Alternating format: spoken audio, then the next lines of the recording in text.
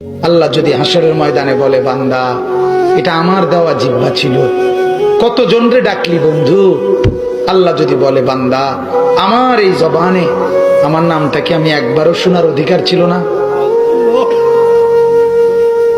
আমার এই কপালটায় আজকের সারাদিনে আমি একটা সেজদাও পাওনা ছিলাম না?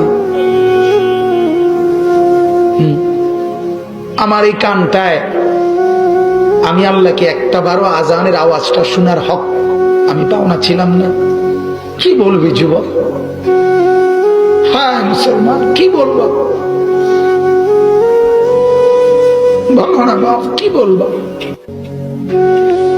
এক মা যদি বলে, মা তার পাষাণ ছেলেকেও যদি মা বলে, এরে বাপ 9টা মাস তোরে পেটে ধরছি রে বাপ, 2টা বছর তোরে বুকের দুধ খাওয়াইছি বাপ, বিনিময়ে তুই আজকে আমার মতো মা রে ভুলে গেলি বাপ, কেমনে রে সহ্য করলি?